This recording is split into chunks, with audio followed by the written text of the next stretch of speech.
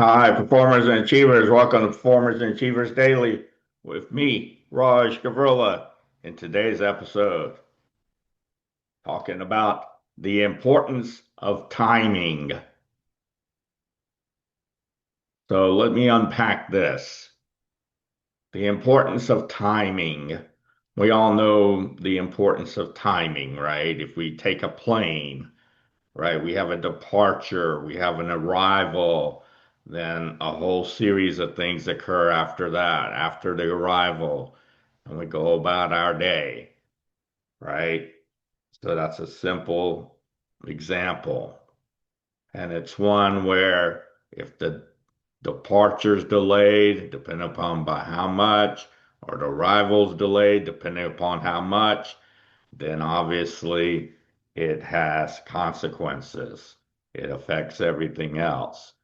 And so the key with mental performance, right, as me as a performance coach, helping and supporting you with your mental performance, learning the mental techniques, mental strategies, and mental skills, and most importantly, applying them to get the results, right? To get your results. You're not comparing to anyone, and then we figure out and work together, and I help and support you to be able to get a little better results. Or some people call to improve your results, or some people call to make progression, or I like to say consistently perform. Because as you're consistently performing, then that really takes you to the next level. And so identifying timing. So you have these mental techniques, mental strategies, and mental skills I'm helping you with. Now you're there and you're in real time. You're performing. And when you're performing, then you choose, you decide, and then you take action, right? You choose, decide, and then take action. Or choose, decide, and implement, or choose, decide, and attack, right? Or choose, decide, make the play. So you choose from the mental techniques, the mental strategies, and mental skills that I coach, train, and teach you. And that's how I help and support you. You're the one, though, when you're in real time and you're performing, you're playing a football game, basketball game, soccer match, tennis match. You're at your job. You're preparing for a meeting. You're preparing to meet someone new. You're preparing to talk about your approach.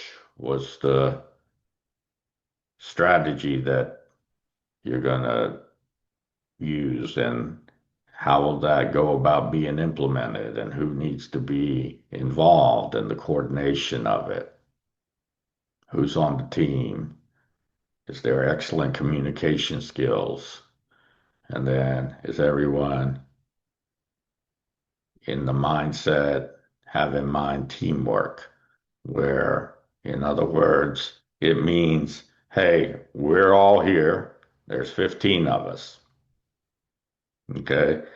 This is not about figuring out and deciding who can work with who likes who, and etc. Put all that aside.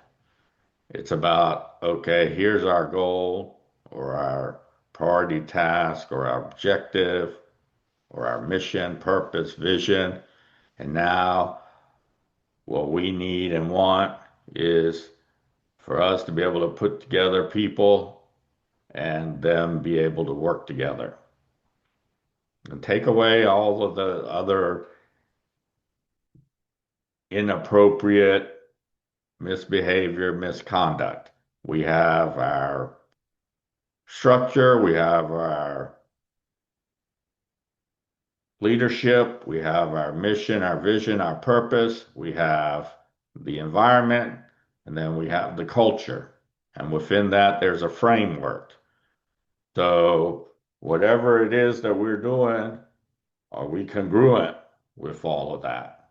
And if we are, then the coaches, players, anyone, your boss, managers, they can put anyone with whomever, and it doesn't matter because it's for the greater cause. The greater cause is working together as a team instead of having to try to manage and figure out conflict of personalities or someone wasn't using excellent communication skills. No, that's all part of your leadership. That's all part of the management, the environment, the culture. And therefore, there are team rules, we can say, or team framework. And therefore, whatever behavior you have, above the line behaviors or good behaviors, below the line behaviors are bad behaviors. And when if that happens, then we acknowledge it, we label it, and we address it, and we know how to talk with each other in an excellent communication skills without trying to demean or badger someone and without making fun of someone. We empathize. And so that's very important. We use tactical empathy. And I can go deeper into this, but really this requires a little more of my expertise to be able to do that on a video call. This is where I meet with the head coaches, I meet with the assistants. And of course, it starts from the head coach, and I meet with the team captains and get everyone on board, whoever's in leadership and management. So this is very important because this will knock out all of the petty stuff, okay? The stuff that shouldn't be around, that should have been gone long, long time ago because you're on this team. These are the people, and we can move people around wherever we'd like to move people around as long as it's beneficial to the team. It contributes to teamwork, working together. Now, does someone have a say so? Sure.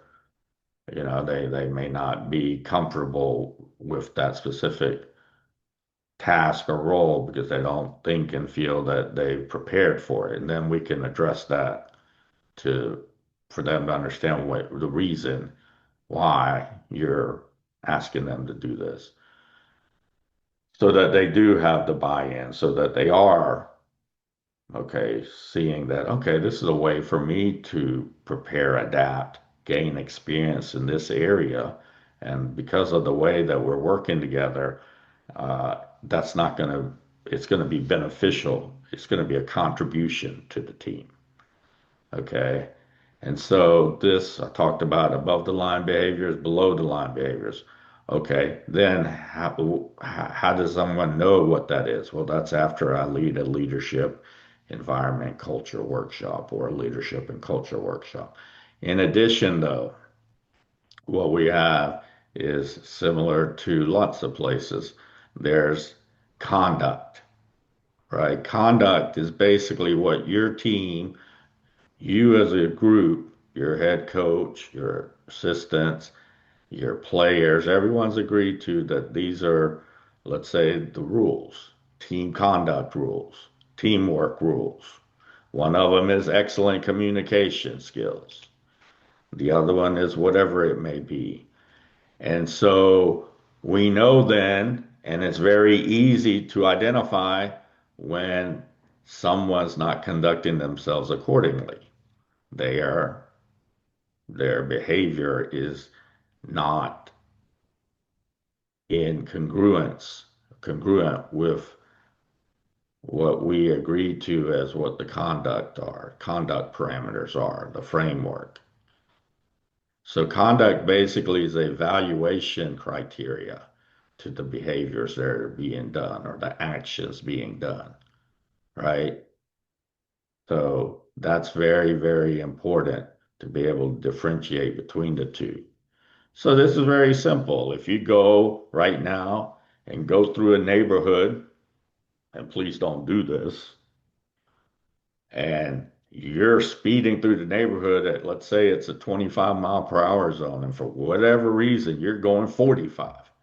Well, this is going to be really dangerous, right? And please do not do this because there's kids playing, maybe somebody's riding a bike, a ball could roll, kid could run out, even an adult could just like be walking across the street and wasn't thinking you were going that fast, whatever it may be. However, when you're going within the speed limit, below 25, going through a neighborhood, then you're able to control your response, control your reaction, and it's safe for everyone. So that's an example of teamwork, working together, because that conduct has already been established by your locality, your municipality, the laws, traffic laws. Someone's established that and everyone has agreed to that. Now, of course, we've gotten to where when you're on the interstate, usually it used to be 55. I think now it's gone up to either, I think it's 70. I guess you can, it, some of you may know this, but I drive basically within the speed limit or maybe 5, 10 miles per hour uh, buffer, depending upon what's occurring and where I am.